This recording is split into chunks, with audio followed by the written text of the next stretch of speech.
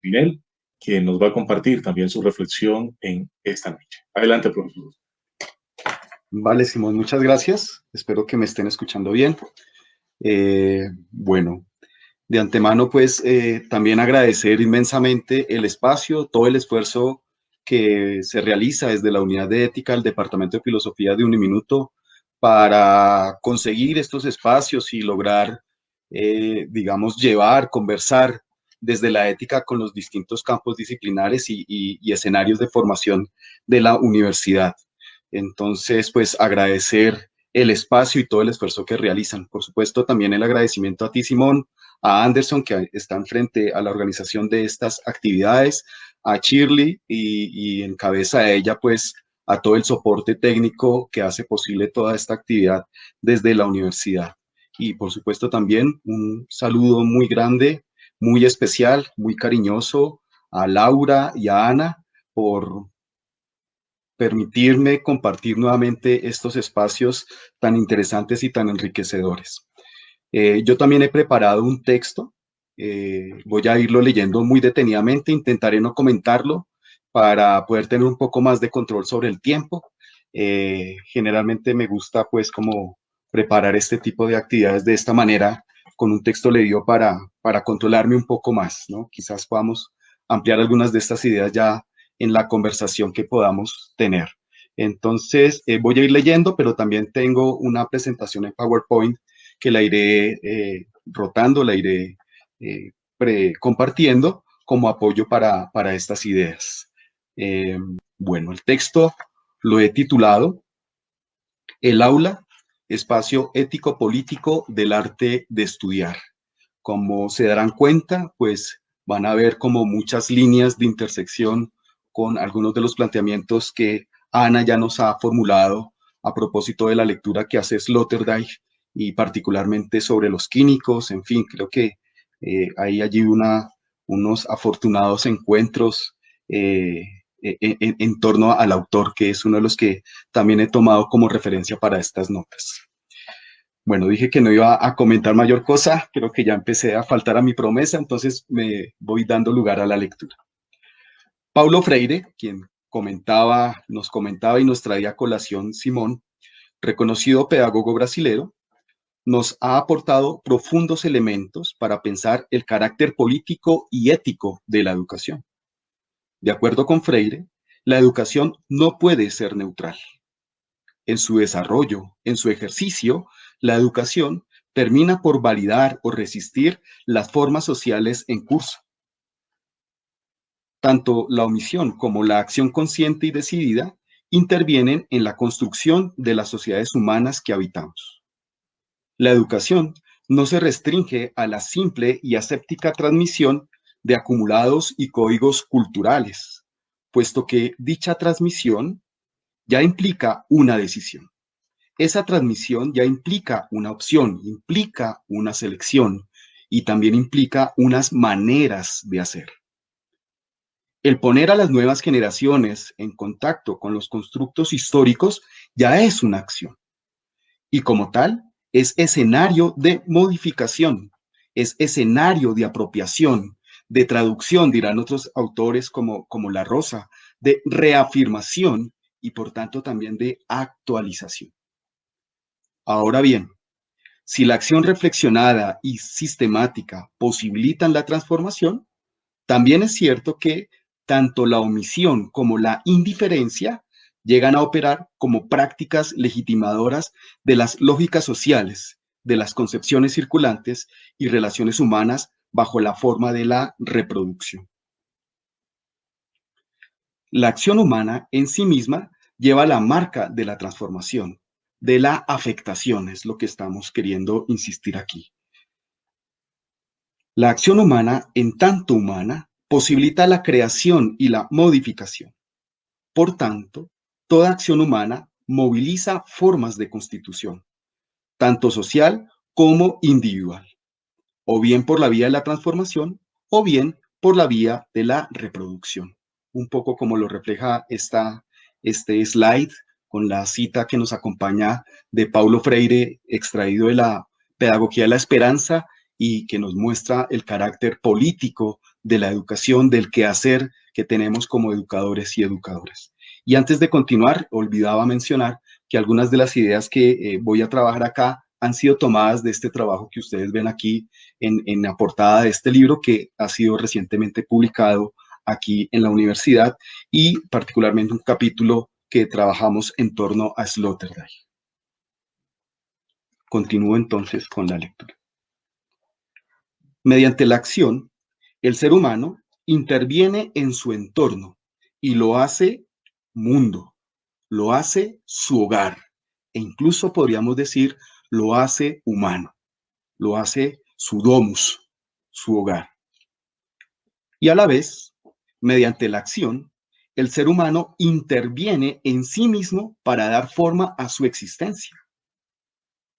Actuando sobre el mundo y su entorno, actúa sobre sí mismo, pero al mismo tiempo, actuando sobre sí, crea las condiciones de acción sobre el mundo que habita. En este sentido, la acción humana es posibilidad. Es una posibilidad que debe ser preparada, direccionada y actualizada. En consecuencia, la más humana de las acciones humanas, la educación, no puede ser neutral. La neutralidad no es una posibilidad para la educación, toda vez que ella es política. La educación es política en sí misma, en cuanto incide en la configuración de los entornos vitales y escenarios de las relaciones humanas. Y si la educación, es acción política en su ejercicio, cualquiera que éste sea, también es ética. Toda práctica educativa es una práctica ética en cuanto tiene que ver con las formas como los sujetos se hacen a sí mismos. A través de la educación, los recién llamados, como prefiere llamarlos Hannah Arendt, entran en contacto con la cultura y adquieren tanto los instrumentos como las destrezas que pondrán en juego en la tarea de esculpir tanto la propia existencia como los espacios en los que esa existencia toma forma. Nunca podemos perderlo de vista, nunca podemos perder de vista esto, pues es parte de su, si me permiten, entre comillas, su naturaleza, el de la educación. Este carácter ético-político de la educación es lo que le brinda sentido a la educación, lo que le hace parte constitutiva de la función misma de la educación, ya sea consciente o no, pero en todo caso funciona, opera a través de la educación, ya sea validando, legitimando o transformando, por lo que hemos dicho anteriormente. La transformación, la intervención, así como la reproducción y la legitimación del estado de cosas actuales son posibilidades propias de la educación. ¿Cuál es nuestra opción? ¿Cuál es la opción de cada una y de cada uno en tanto profesores y profesoras en ejercicio? ¿Cuál es nuestra opción en tanto profesores en formación? Y sobre todo, ¿cuál es nuestra opción en cuanto estudiantes? Fíjense que el estudio es algo que caracteriza al hacer docente, como lo hemos trabajado en otros espacios, aquí mismo también en la universidad. Nunca dejamos de estudiar. De hecho, si lo vemos bien, el profesor o la profesora es alguien que amando el estudio invita a otros a estudiar. Estudiando, acompaña el estudio de otros. Leyendo, invita a leer. Escribiendo, enseña a escribir. Hay un aspecto ético y político del estudio en el que valdría la pena reparar y sobre todo asumir desde ya, en cada momento y en cada escenario. Y no solamente para cuando lleguemos a ser profesores, sino como estudiantes, también hay un juego, una apuesta ético-política muy claro en esto que hacemos cotidianamente y que tiene que ver con el estudio, o bueno, que quisiéramos o a lo que apuntaríamos a hacer cotidianamente, porque de vez en cuando parece ser que aunque somos estudiantes y aunque somos profesores, de vez en cuando lo que menos hacemos es estudiar. Pero bueno, continúo. En un pequeño punto de esta discusión me quiero detener en lo que sigue. un espacio tan cotidiano como permanentemente olvidado e incluso visto con denuedo o con desidia. Se trata del aula. Sí, del aula de clase. Parece extraño referir al aula en una charla sobre ética como esta, pero esta es justamente la tarea y esta es justamente nuestra apuesta en este pequeño momento. Freire, volvamos por un momento al pedagogo brasilero, deudor de la tradición marxista y de la Escuela de Frankfurt, se encarga de hacer notar y potenciar la facultad transformadora de la educación. Ante un mundo sumido en dinámicas deshumanizantes, la educación y la acción política se presentan como importantes escenarios de transformación.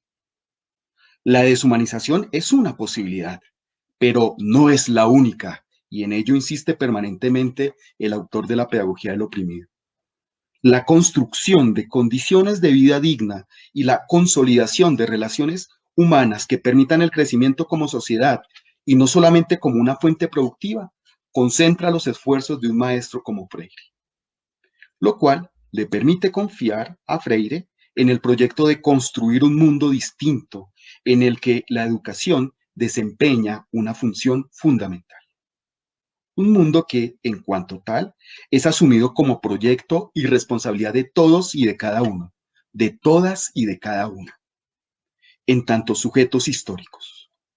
Los seres humanos tenemos la posibilidad de superar nuestras limitaciones y las condiciones de nuestra época. Somos creadores de historia y no condenados a ella, ni al mundo, ni al tipo de sociedad en el que vivimos. La historia, dice Freire, es posibilidad, en cuanto que está por hacerse. Es posibilidad abierta que requiere de la acción humana. Allí radica nuestra responsabilidad como sujetos históricos, responsabilidad que nos compromete en la construcción del mundo, del entorno y de la sociedad que habitamos y que habitaremos. Dar la espalda a esta responsabilidad histórica es darnos la espalda a nosotros mismos. Es condenarnos a nosotras mismas. La educación para Freire, en tanto acción ético-política, es el lugar de la esperanza y de la utopía. La educación, repito, en tanto acción ético-política, para Freire es el lugar de la esperanza y de la utopía. Es creadora de horizontes de posibilidad. Ahora que hablamos de utopía, quiero invitarles a conversar con otro par de autores, con Michel Foucault y con Peter Sloterdijk.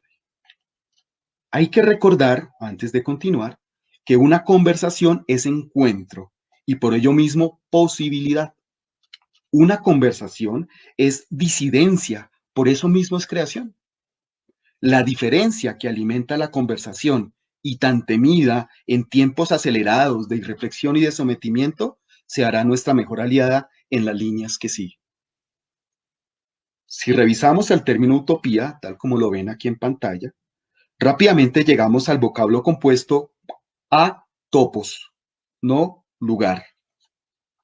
Cuando Freire apuesta por la utopía como fuerza transformadora, piensa en la posibilidad de arribar a un lugar aún no existente, un mundo por construir. Foucault, desde un entramado teórico-metodológico distinto, preferirá hablar de heterotopía, la segunda palabrita que encontramos aquí en pantalla. Heterotopía en el sentido de otro lugar, un lugar otro. Y lo hace para dar mayor acento a la posibilidad creadora de la acción ética y política. La heterotopía refiere a un lugar concreto, presente, que se va construyendo con cada acción y con cada gesto. No es un lugar distante, no es un lugar soñado o fantasmal y por momentos inalcanzable. No se trata de un lugar por construir en el engañoso futuro o al cual llegaremos algún día por distante que parezca. Más que ilusión, es fuerza actuante. Generalmente, las ilusiones tienden a adormecer. A esto creo que se refería Eduardo Galeano cuando se preguntaba ¿para qué sirve la utopía? La utopía, dice el uruguayo, sirve para caminar, en cuanto que, aunque inalcanzable, se fija como horizonte del andar. No hemos de esperar otro mundo, diría un autor como Foucault. El que tenemos es el lugar, es el escenario de la acción, es el espacio que habitamos. Es el espacio, este espacio que habitamos es producto de nuestra acción y es la posibilidad de la modificación. Este espacio es la posibilidad, es el lugar de la acción, es el lugar, el escenario, la superficie de nuestro andar. La escuela que habitamos, la escuela que poblamos con nuestros deseos, con nuestros proyectos, con nuestras maneras, es el espacio de la heterotopía. Esta es la idea que quiero resaltar hoy. El aula es, el espacio del aula que habitamos en nuestro rol de escolares o de profesores es el topos, es el lugar en el que es posible tomar distancia de la cotidianidad, poner entre paréntesis las aceleraciones y emergencias de la vida ordinaria y productiva, tal como nos lo mostraba Ana a través de sus líneas. Es el lugar de poner en paréntesis o la oportunidad de poner en paréntesis esta vida acelerada para imaginar y crear otras maneras posibles de ser. La escuela es esa otra parte de la que nos habla Sloterdijk, en el que el acto de suspensión se hace posible, pero además deseable y necesario. La escuela es el tiempo del ocio, dirán autores como Simons y Machelain en un texto, en textos como este, como el que ven ustedes aquí, titulado En defensa de la escuela.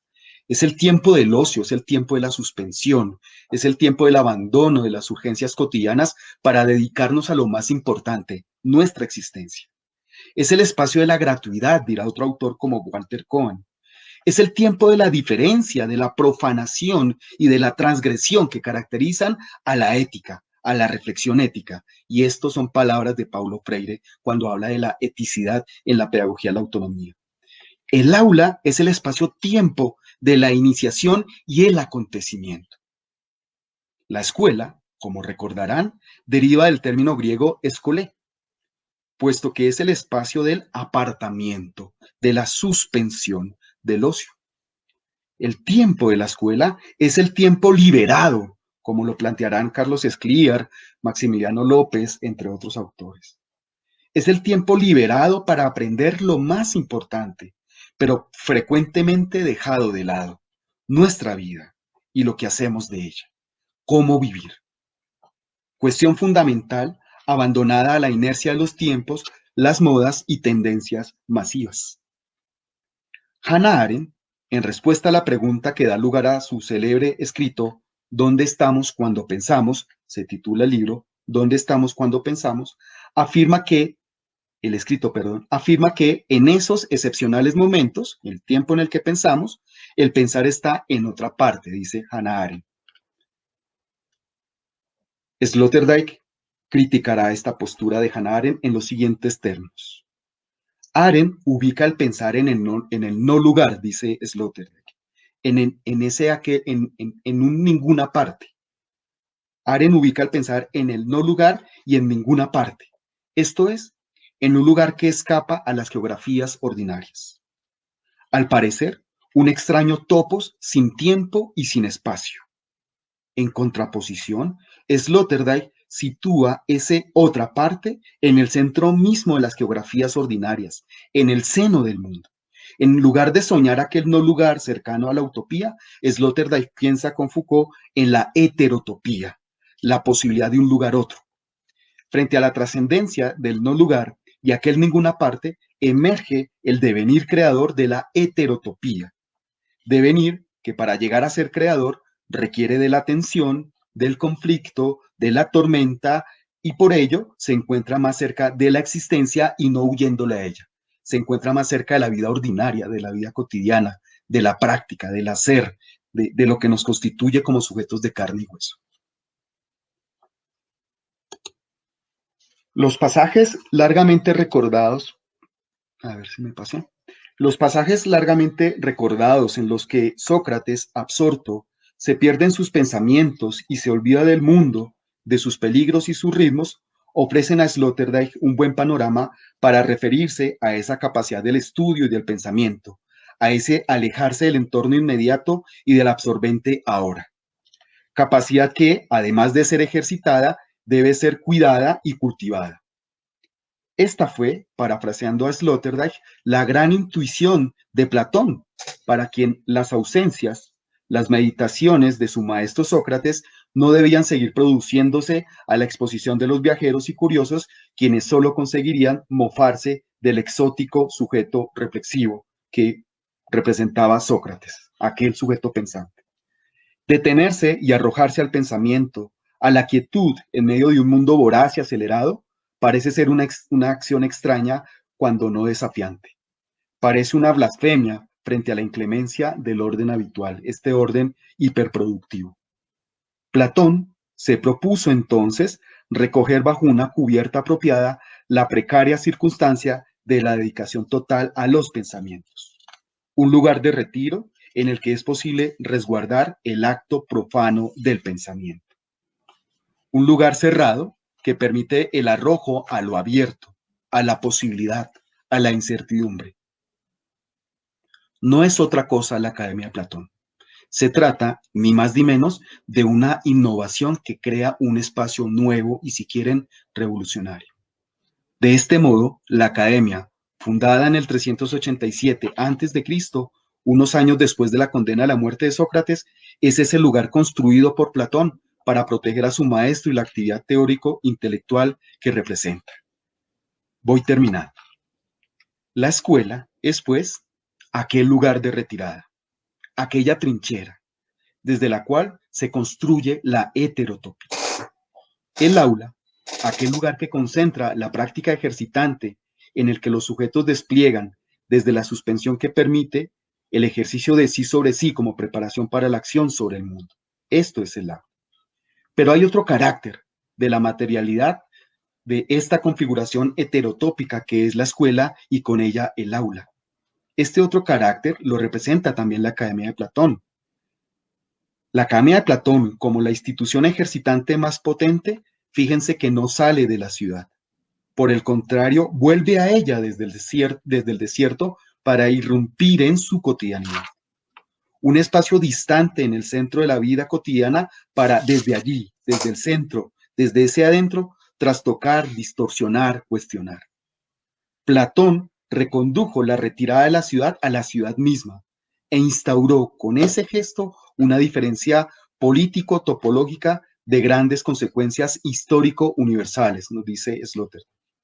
Un espacio con sus propias reglas, con sus propias proyecciones y ritualidades, dentro de la espacialidad geográfica de la ciudad, no fuera de ella, ni a espalda de ellas. Una otra parte cuya mayor valía es de carácter ético-político. En definitiva, tanto el enseñar como el aprender son, en esencia, una relación de sí consigo, un ejercicio que pasa por la experiencia. El aula es ese espacio en el que el estudiante se hace estudiante, amante del estudio, pero también es el espacio donde el profesor se hace profesor, un estudiante que estudiando invita a estudiar. El aula toma vida y actúa sobre los sujetos que ingresan, estudiantes y profesores. Y por supuesto, también actúa sobre lo que allí ingresa, los problemas, los conocimientos, la cotidianidad, las inquietudes. El aula, la enseñanza y la relación pedagógica que la constituye es la espacialidad en la que se dispone y configuran modos de ser, modos de habitar y por tanto modos de actuar. De allí su carácter ético-político y la fuerza modificante que la caracteriza. Muchas gracias. Muchas gracias, profesor Óscar Espinel, por estas inspiradoras reflexiones que nos ponen